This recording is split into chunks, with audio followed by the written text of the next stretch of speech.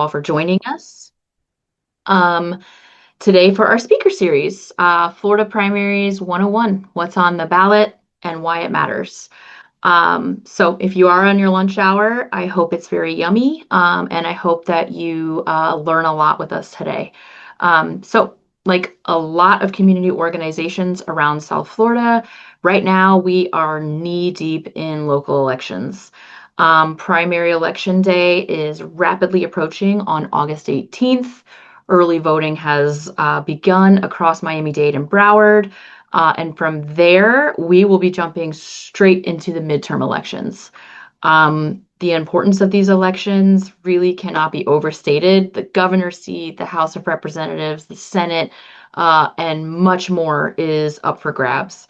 And so we're also looking at an extremely important ballot when it comes to how public services are funded in our community, everything from parks, public schools, healthcare, and more. So one of my favorite things to do in the whole wide world, aside from like eating ice cream, when it comes to civic engagement, is making elections accessible to our community.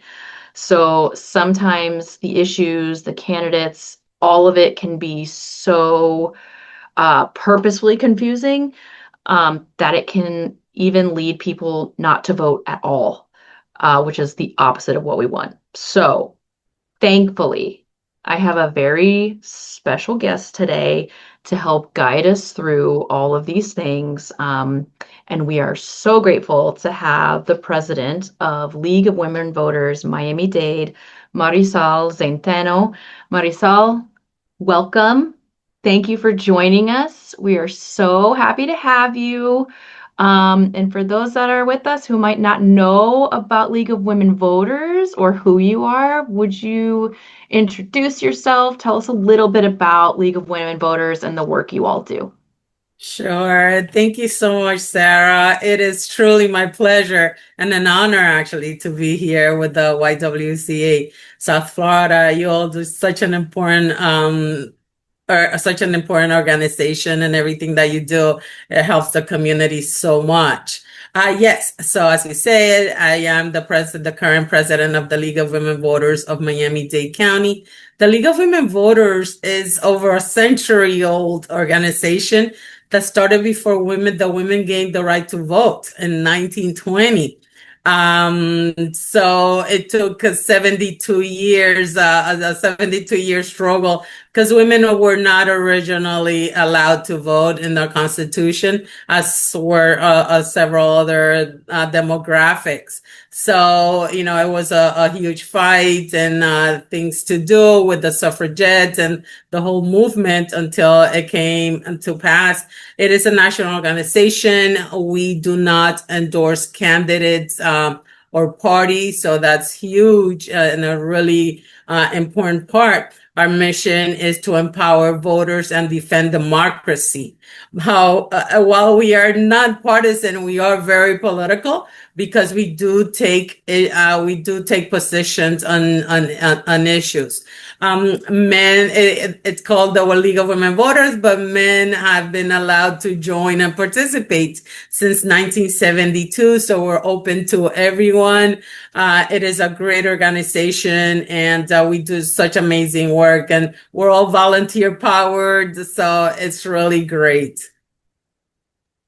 I love that. I feel so at YWCA South Florida, we're also we're like 107 years old. So I think League of Women Voters and YWCA South Florida have a lot in common in that regard, and that we have been here since before women could vote. So It's huge. it's huge. And now they can, and we will continue to do so. So Marisol, I think let's just start with the basics. Because I think a lot of people hear primaries, midterms, national, local elections, and a lot of people might not understand, first of all, what a primary election is, and second of all, why primary elections are important. Mhm. I hear a lot, and actually, Louisa and I were just talking about this. We hear a lot, oh, I'm not voting in the primaries, I'm voting in the midterms. Or I'm only going to vote in the national election. Or, I don't have a political affiliation or association, so I can't even vote in the primaries. Can you talk to us a little bit about what the primaries are, why they're important, and who can participate? Sure. So the primaries, as the name very well says it, is the primary part, right? Before the general. The primary is where people have the opportunity, whether you're in a party or not, you have something to vote on. That's the first thing that we want to get clear. A lot of people are confused, as you very well said, that because they are NPAs, nonpartisan, non-party affiliated, that they don't have anything to vote. However, this is not correct because even though there are partisan elections that only people that are registered voters in those parties can vote, we have other races. For example, right now in Miami-Dade County, we have 15 judicial races, I believe it is. So judges, we're going to be electing judges throughout the entire county. Those are in everyone's ballot, the judicial races. We also have school board races. If you happen to be in District 1 in North Dade or in South Dade, there's two school board positions. There's also the commission. Commissioners are are nonpartisan positions. And for example, we have the even districts this year and two special elections for District 1 and District 5. District 1, they already, the person was not contested, so that only leaves District 5 to vote. So all of those are nonpartisan. What the primary does, the primary gets allows voters from their party to choose who their candidate will be for the general election. So, and that's why you can only vote for your party in that one. Once each of those are decided, it goes to November elections. In the November elections, each of the candidates for each party that won, that got out of the primary, those go to the general. Let me go back to the nonpartisan because we also have, if you live in the city of Miami, you have two referendum questions. And if you live in Sweetwater, you have, I believe, is three referendum questions that can change the city charters. So all of those things are very important, and these are the elections that matter the most actually to us because these are people that have direct input in our daily lives, as you said. Yes. So those are the main difference in the primary elections and why people should vote.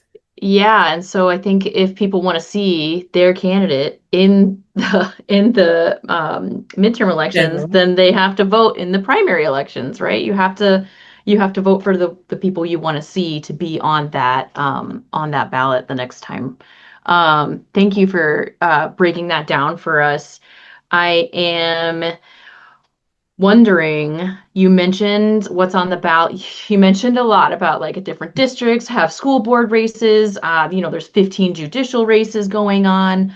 There's three referendums in Sweetwater, I think you mentioned. Mhm. So this primary, I'm curious what is on the ballot, which races and offices are being decided, and how can people figure out what the differences are in their own districts or what neighborhoods they live in? Because you just painted a whole map of Miami-Dade, right? And all the different options that are happening, all the different races that are happening. So, what's actually on the ballot? How can people find out what's on their ballot and which races are happening?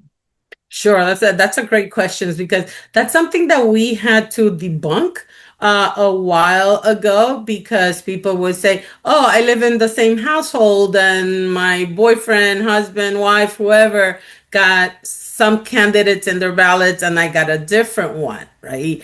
Or I live in the city of Miami and my friend in Miami Gardens had something else in their ballot.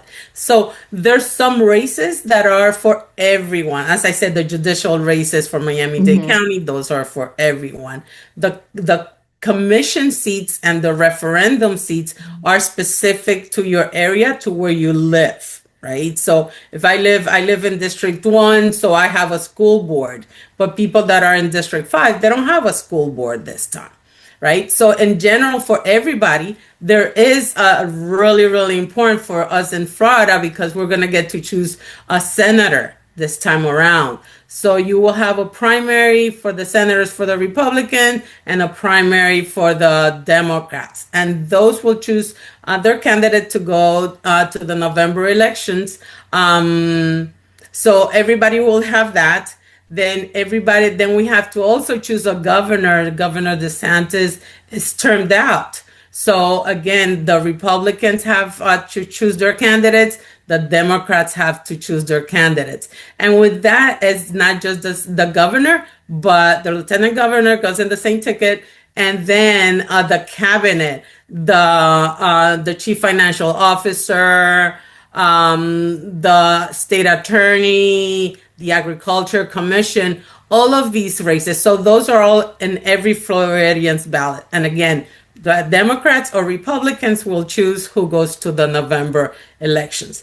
Then from there, we go, so that's statewide, right? And then from there, we go countywide. Go ahead, Sarah. Did you No, want yeah, I was saying yes, totally. Okay. I'm following you. So then from state offices, we go to local offices, right? And that's where we have the county commission, depending on where you live. Then if you're in the municipality, Miami Gardens, for example, is also choosing council people. So not only do they have to choose their county representatives, but they also have to choose their local representative for their municipality. And that's why it's so confusing. And there's a lot of things, but people can go to our nonpartisan platform, vote411.org, vote, WOTE, the numbers 411.org and you can put in your address and you will see everything that's on your ballot. You can also go if you intended to vote it early, it's all on your ballot, or you can go to the supervisor of elections and see what's on your particular ballot. We love Vote 411 here at YWCA South Florida. I love it just as like a outside of my job. I use it constantly because I think it can be really tricky to there are some of us who don't even know what district we're in. There's some of us who don't know, you know, what that is. And so I think having a tool like Vote 411 is so important, and I definitely urge everyone to use it during this election and every election. Um, so okay, we talked a little bit about what's going to be on the ballot, what people are going to be voting for, how it's, could be different by district, different by neighborhood. But I sort of want to dip into what's going on with our ballots because we have a pretty big ballot measure coming on property taxes. And we don't have to go through the whole what it is, what it might mean if you vote this or that. But recently there was a news story where the language from the property tax ballot was struck down. And I kind of want to read what it says if I can find it. Here it is, my races, and I'm using Vote 411 right now. The ballot is going to be the Florida Amendment 3, so it'll be a statewide amendment that people are able to vote on, and it says, Save Our Homes from Excessive Property Taxes. So this is sort of one of those moments where I do like to break down and make voting and ballot language accessible. Why would a judge vote that language down? And once you've sort of covered that, let's talk about what people need to know when reading their ballots. So a couple of things with that. It's really, really interesting because if you look at your ballot right now, that question is not there. Those constitutional amendments are not there. Right. So again, those are constitutional amendments to the state of Florida. That's going to be in the November election. So I think that particular amendment. So that's Amendment 3. People forget about there's two others, but there's nobody's talking about those because Totally. everybody has been talking about the taxes. So we're not going to see those in August. We're going to see them in November. Which, by the way, we're also going to have at least 3 charter questions for Miami-Dade County. Okay, so that's going to be huge. Our charter, so pretty much like the Constitution, the United States Constitution. Florida has its own constitution. Miami-Dade County and several other counties have their charters, which are their micro constitutions, and there's gonna be some questions which we'll have to tackle those at another time. I would love to have another program after the August elections that we I only do know. the ballot questions, right? Yeah, me too. So the city of Miami does have their 2 county referendums in Sweetwater. We already said. What happens with that Amendment 3 that you're referencing? So it has been a campaign promise about from Governor DeSantis about reducing the taxes for Floridian. However, there's a lot to unpackage on that, and he didn't come up with an actual plan for the legislature to dwell on it and to decide on it. And they were going back and forth, and they finally put it during a special session of the legislation the day before the session was to finish, and it was 121 2 pages, and it ends up being that beats the title. What's the issue with the title? Is that the title is misleading. So they put it for the ballot language. So several people, 2 of them from Miami-Dade County attorneys, they sued because of the language and what it was promising, that it was misleading without letting voters know the rest of the story, which happens to be something that every time they do constitutional amendments, they harp on or do it incorrectly to mislead the voters, which is not really right. So I am so glad that judge in Leon County said that it was misleading information and misleading the way it read, because it was like guiding the voters to what they should vote without saying what it really does. A constitutional amendment should be neutral in order so people can find out and make their own decisions. So he gave the state attorney 10 days to come up with new language so it can be on time for the November ballot. So he has a few more days to come up with a new language that is more neutral and more fair for voters to understand what it actually does. Is that Yeah, I'm explain it? excited to see what they come back with. It's going to be Uh, really interesting because, yeah, and a big part of this whole thing is that the way that it's been marketed and advertised. And I talk to people all the time, and the way people understand that they're not going to pay real estate taxes. right. That's not even close to what it is, right? So because the way that is intended is that is by increasing the homestead exemptions that people have, or the right now people get $250,000 exemptions from the market value. They get Hmm. with us to get a lower assessment. So that would change it in January 2027 to 150,000, and then in 2028 to 100 to 250,000. 200, yeah. Right. So what it is from the market value, you get those reductions to reduce your assessed value. And then from your assessed value, you put in the millage rate from the county, and that's how you get your taxes. So if there's a larger reduction there, your assessed value is lower, therefore your property taxes will be lowered. But that is only going to apply to non-school board taxes. And the biggest chunk, okay, of your property tax, your real estate taxes are the school board.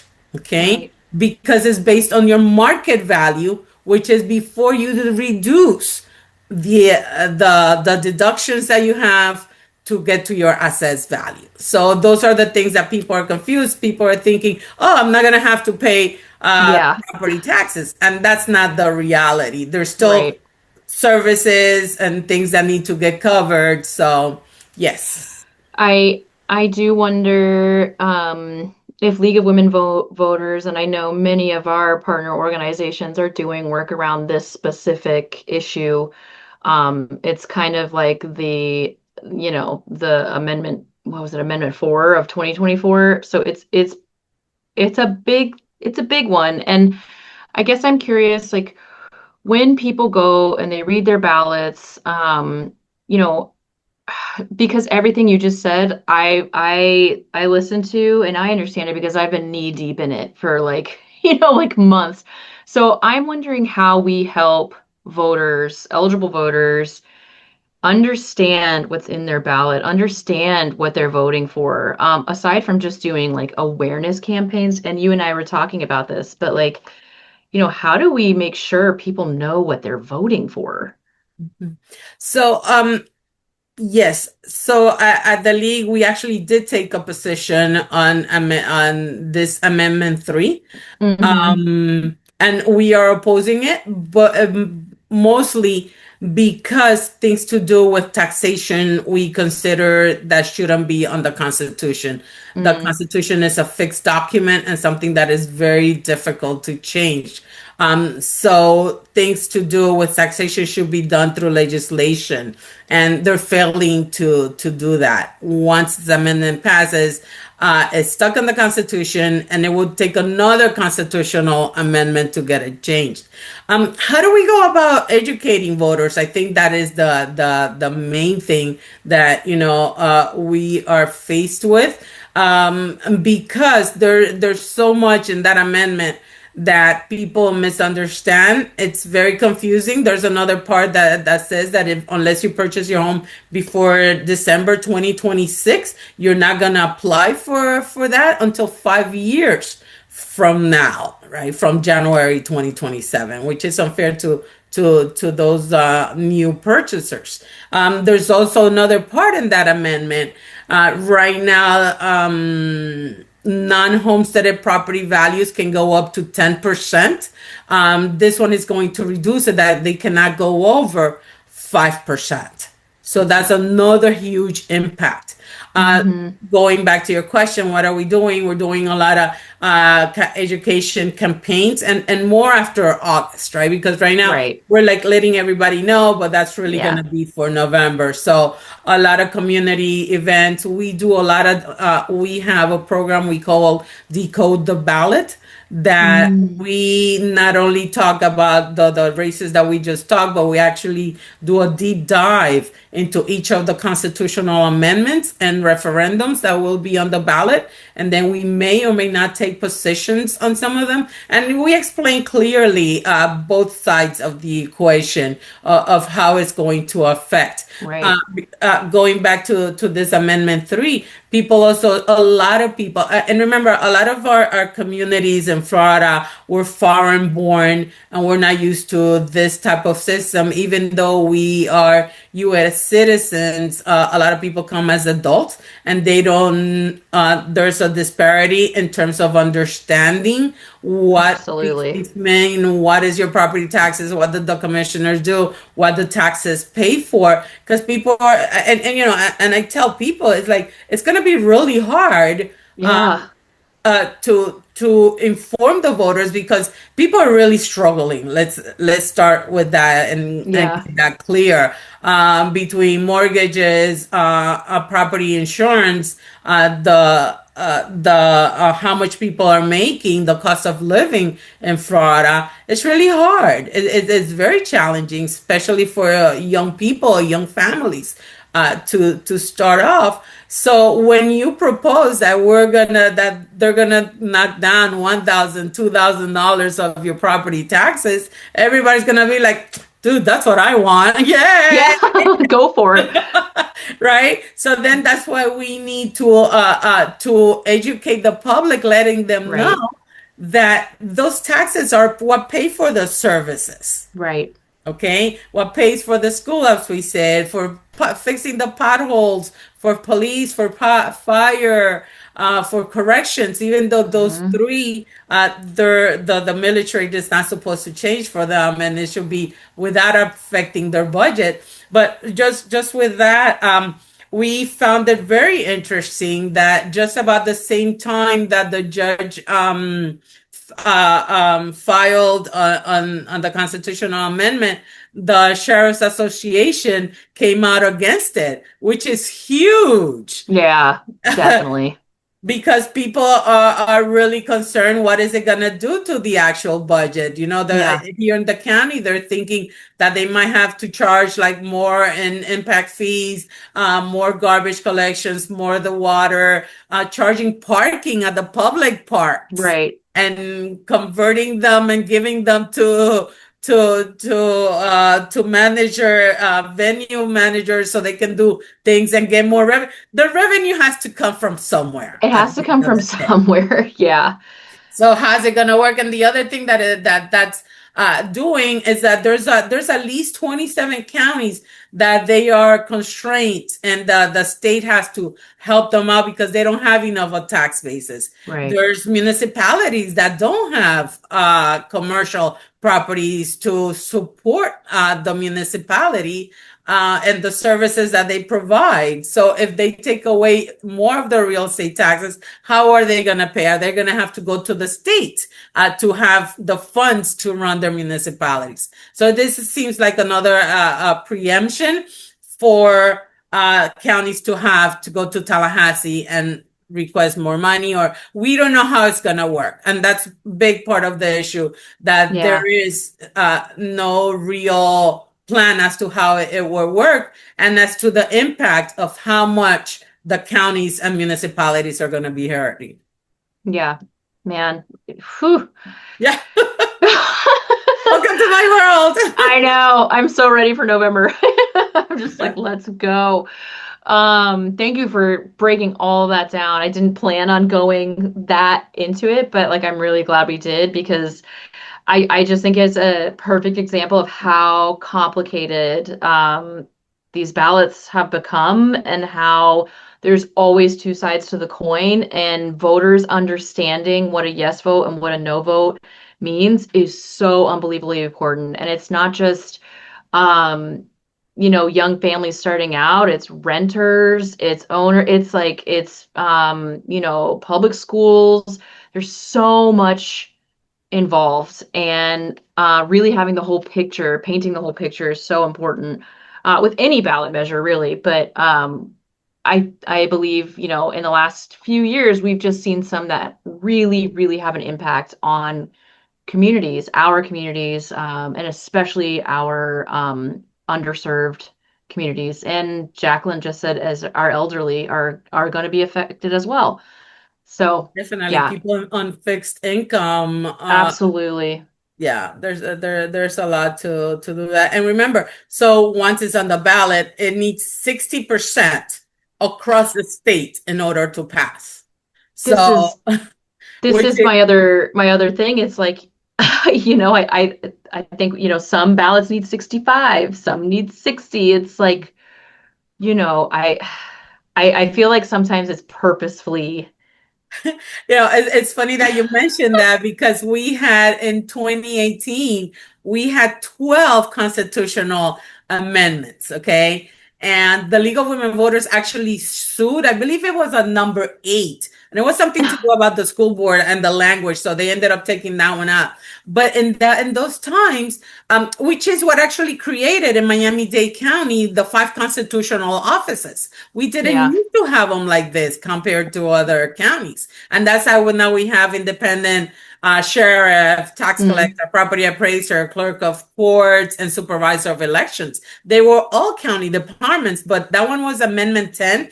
And it was bundled, okay, with 2 other things. And I so clearly remember because they put it in with something for benefits for veterans. which nobody's Ooh, going to say no to veterans. We all right, love our veterans for everything right, that they do, and for and an Office of Counterterrorism.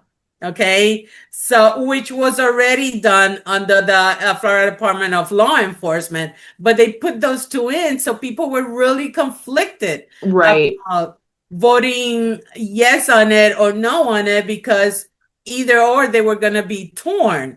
And after that, the Constitution Revision Commission said that you should only have one measure per right.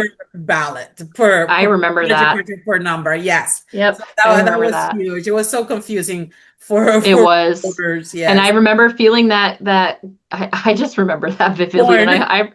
yeah, I remember in 2024 the ballot language for, is it Amendment 4 or is it Amendment 3 for the I guess they call it Reproductive the rights. abortion ban. Yeah, reproductive Yeah. rights. Amendment 4. The description was so, I remember like in my kitchen reading my ballot because I do mail in, and I just was like, what? Like it just read like, taxpayers were gonna have to pay for everyone's, healthcare. It was so, yeah, as we've been in this work longer and longer, there's more and more things that pop up that I'm like, man, we've really got to make sure people know Yeah, what this means. for sure. Um, but I think I kind of touched on it just now, and or maybe I didn't, but I'm going to touch on it now. And I think Jacqueline might be interested in this because she mentioned elderly, and I mentioned more of our like marginalized communities, women, women voters. I think it's pretty clear that women outvote men in basically pretty much every election. Your League of Women Voters, we're YWCA. The W is for women. And so I want to know, why does it matter that women, and especially women of color, especially women who are community leaders, show up and vote in the primaries specifically and not just those general elections? So that's an excellent question, and so much to unpack on it as well. Yes, so women compose more than 52% of the population in the United States. We are the ones that carry, and I always say the brunt, the weight Yeah. of the society. We are the ones that are the caregivers, the caretakers. We are the ones that raise the families, that not only raise the young children, but help our elderly and so many other things. So the decisions that the elected officials impact us at a disproportionate level, I would say, contrary to male counterparts, right? And that's Hmm. why we need to be more involved, because we should have a say in what happens to us. I always think, you mentioned the abortion question. It's really interesting in terms of reproductive rights, how a bunch of men, mostly men, are the ones that were like deciding on these Yeah. things, when they have like I no idea Yeah. what we go through as women and what it is. I think that is really unfair. And that famous saying about, if you're not, what is it? If you're not on the table, if you don't have a seat at the table, you're on Oh, the menu or you're on the something. menu. Yeah. Yeah. So we need to have a seat at the table, Right. because these issues affect us so much. And I can't emphasize that enough. You know, between paying for gas, single households, taking care of our elderly parents, to daycare, to Yep. having a job that pays enough, that can afford for me to take my child, pay for daycare, and still make a living. Those are things that we have that really affect us, and therefore we need to have a say on who's going to be making those decisions for us, and that person represents our values. The League of Women Voters, just last weekend, we had Unite and Rise 8.5, which was a huge campaign nationwide. And it was about, and it's still going on, about getting at least 8.5 more million people to vote. Why you ask? Because in 2024, there were over 94 million people that didn't get out to vote. Yeah. Yep. And this created a constitutional crisis in which in which Congress is not doing their job. Right. So a lot of time people feel discouraged that the elected officials don't represent them, that they're not doing, that they don't even know them, as we said. But unless we vote and then hold them accountable, we have no say in it. Yeah, absolutely. We need to vote. So and I always make I like to show the visuals. I should have made a slide for this. It's like a pizza pie or a circle, a pie, or any type of pie. So bringing it back right now, we have early voting going on for about a week and a half now. We have vote by mail going for about 3-4 weeks, I believe. Yep. And only less than 10% have voted in Miami-Dade County. So let's say the election is today. We're expecting that it's going to pick up, but I don't think it's going to go up that far. The whole pie, 100%, only 10%. That little slither, that slice is choosing for the whole. That should say boom to everybody. Absolutely. It should. And the issue with that is that then it's not a truly representative democracy. No. And we are trying for a bigger, better democracy. And if people don't go out and choose their representatives and vote, we don't know what they really want. We only know what 10% of the people want it. And that should scare all of us. It is a very scary thing. I think we talked about this before we started the live chat, but I think you mentioned that it was like 9-point-something% of Miami-Dade had voted, and we have 5 more days. So whether you're early voting, you're voting by mail, or you're planning on voting on election day, I mean, and the other half of that is that, we keep telling people that these elections over the past, 2-3 years are some of the most important elections that I hopefully will likely see. And people are just not voting. And so it's very much like, how do we get people to show up? And I agree with you 100%. If we don't vote, then we don't have a say, and we can't be angry when, we can be angry, but we don't have really much to stand on if you don't vote. So okay, I want to open it up to the chat and see if anybody has questions. Jacqueline or Louisa or anyone else here have any questions that they want to ask Marisol, who is clearly a genius when it comes to this stuff? No, not at all. But not at all. But while we're on that, the issue is like so the League of Women Voters United States, the president, they've said that we're in a constitutional crisis, right? And that is when the systems are failing. When so we have the 3 branches of government for them to check each other out, keep the checks and balances, and keep everything stabilized, right? Not any of them has absolute power over anything, but they all need to work together. So it evens out. So checks and balances, right? Right now, we are seeing an administration that is not following the constitutional rule of law. and then a Congress that is not holding them accountable, Right. and then courts that are also breaking with precedent in the way that they're interpreting. And what is the importance of this, you may ask yourself, right? When people don't vote, when people don't vote enough, one party or one line of thought can be overpower the other one. So Right. if people get out a vote, that is more representative. And this is not about a party. Right. It's about the Constitution of the United States, and it's about us as voters and why Right. it's important that we participate and bring it all the way down to your local commissioners. We have 13 commissioners throughout the entire county, and they all vote.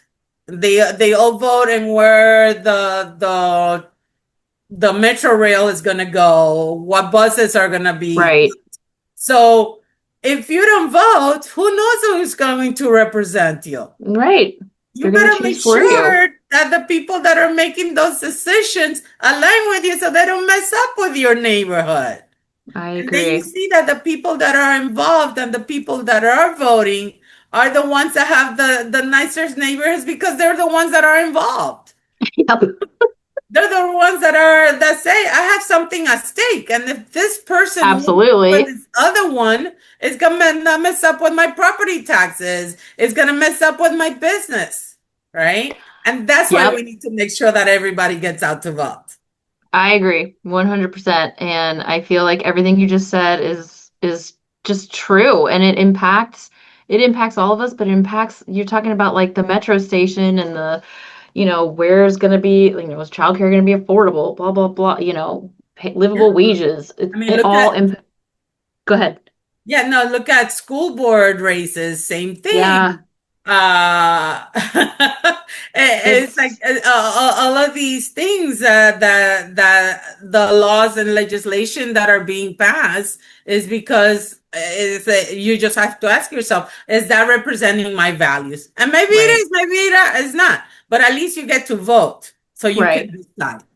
Yeah. And is it representing, you know, our community? Is it representing me as a woman and our like what we go through on a day-to-day basis, which like is, compounded just because we're women. So yeah, I echo everything you said, Marisol. It is so important. And I think a lot of us get a little bit of fatigue when we go out and we say, "Are you registered? What's your plan to vote?" And we hear, "Oh, I'm not voting," or "Oh, no, I don't do that." Or, last time Louisa told us an example earlier about like a woman we spoke with, one of the parents at our Head Start. She said, I haven't voted since Obama. And I think there's a lot of sentiment out there that is very much like, I am sick of it. I'm sick of it. I don't want to participate. I don't want to hear it. And so understanding what's at stake, I think that you just shared is so important. But yeah, I see Jacqueline came off camera. Hi, Jacqueline. Would you like to say something? Wanted to say thank you, Marisol, first of all, and Sarah as well. What I think there is a lot of disenchantment, Mm. and I think that has a lot to do with why people are not. I mean, as much as you tell people, "Hey, you got to vote," and people feel like, "Well, I did that, and look what we got." You see what I'm saying? So I, I agree that it's not going to change if we don't vote. But it's very difficult to get people to understand, that when you're looking at administration that clearly disregards the Constitution, disregards laws, so people feel like, why? Mhm. So I kind of get it. I don't agree with it, but I get it. For sure, Jacqueline. Thank you so much for that. And that's exactly right. The voter apathy is like, people feel is like nothing is changing. Yeah. And I have something really personal about that. You know, it was the famous Amendment 4, the Restoration of Voting Rights Amendment 4. It Yeah, passed overwhelmingly in Florida, and then the legislature changed it a few months after. So yes, I agree with that, and I understand. You know, there's a lot of things that we were saying earlier, how it really matters the candidates that they can excite the people to get out and vote, that people can feel they understand and buy into what the candidates are stand for. At the same time, I think we as people and as community, we need to think that yeah, it might not change in a right away, but it's just going to get worse if we don't vote, let's say. yeah, It's also something and that I hold it deeply. Women weren't able to vote, and it took 72 years, and still minorities and women of color weren't able to vote for at right, least 40 years after that. So we can only do our part, and our civic duty is to vote. It's the same way as my civic right. duty is to go to jury duty, right? There's so many things that will make us cause some discomfort. We need to do it if we want a better society. I'll add to that. You know, people died to get us the vote. You know, women, my ancestors, people died. Like they went to jail, they were, mistreated, and and many people died. So I the sacredness of the vote to me is like I feel it inside, but I totally hear you, Jacqueline. And when you see the stories, like that was a perfect example, Marisol, where we voted to re-give the vote to people who have served their times, and then they turned around and you know swiped it away. It just feels like we take a hit after a hit after a hit, but when that wave of people falls off, and then you go another 2 years and another wave of people falls off, eventually there's no democratic process anymore because so few people are participating. It just doesn't work. So we've got to stop the bleeding. I don't know And how else that's to say it. and that's the concern, right? So we've been doing the call to action is make sure that you are ready Yeah, to vote and you vote, and then from there make sure that at least 5 to 10 people from your circle right, do the same. A lot of times we take it for granted, and then they didn't know, or they right. forgot, or they had some issue. But we need to, and we have to take it upon us, right? We that are engaged in our families and understand this, to make sure that our young people get out to vote, that they understand and that they're mobilized, and Yeah, that everybody tries to exercise it for sure. I agree. Great point, And though. Louisa and I spent some time at each of our YWCA sites all over. And we talked to a lot of parents who were registered, who weren't registered, who didn't know where to go. So if you just take that time to talk with people, some people were a little grumpy. Did I care? No. Like, I just want you to vote.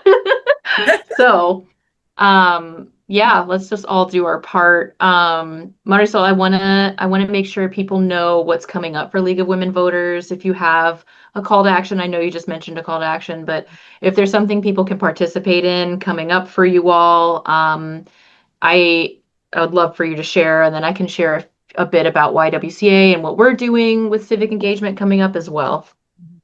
So thank you for that. And thank you so much Mhm. for giving me the opportunity to be here today. This is so Yeah, exciting and so important. And we need to break it down and bring it to home level, how all of these things matter to everyone. As I said, we have the call to action, viewers yourself, making sure that you check your voter registration card, make sure that you know where you're voting, to go to vote411.org. to make sure what's on your ballot ahead of time, so you don't have to just listen to your head and you can only think of everybody that paid so much in ads that's the only people that you remember at that point. So do your research ahead of time. On top of that, we just had a judicial candidate forum, but we are gearing up for the November elections, and that we're going to be doing text banking to lower propensity voters in at least 4 different areas in Miami-Dade County. We are also going to be targeting people that may be inactive. Funny enough, people haven't realized, because like that lady that said she hadn't voted since Obama, she's probably purged out of the rolls. Totally. Totally. Right? So people that haven't voted into election might go to vote and there's nothing there. They're not even in the roll anymore. So we're going to be reaching out to those people as well. The important thing is to get everyone that we possibly can, and do the best that we can by partnering with organizations for community outreach, for sure. Yeah, definitely. I think we're leaning on our community partners quite a bit this year, in a lot of what we're doing with our civic engagement. And we are, I would say September and October are going to be some busy, busy months. We are going to be hosting a couple of community events around the property tax amendment, just breaking it down. Obviously, that will shift depending on what happens at the primaries. But we'll also be hosting a in-person community event around misinformation, disinformation. So really breaking down the language of the ballot and understanding what you're voting for. And all of these things are meant to create resilient voters, voters who understand what they're voting for, know how to look up what they're voting for, know how to check who their candidates are, and don't get discouraged, year after year. Just what we were talking about, Jacqueline, who can stand up to the the ups and downs, the roller coaster that is our country right now. But Marisol, I want to thank you so much for joining us. I love talking to you. I love your brain and I love your passion. It gives me a lot of spirit. So I really appreciate you joining us. It was definitely my pleasure. And let's get ready and let's go out and vote. Get your Let's family do it. members, your friends to vote. That's all we need. Tuesday, and then November. Thank you I so love it. much. Excited Thank to you so hear. much. Jacqueline, thank you for joining us. I didn't get to say bye to Rosie, but I appreciate everyone who joined us. And we will be sending this out into the world. So if you know somebody who needs it, you'll be able to share it with them. Thank Awesome. you. Thank Take you. care, everybody.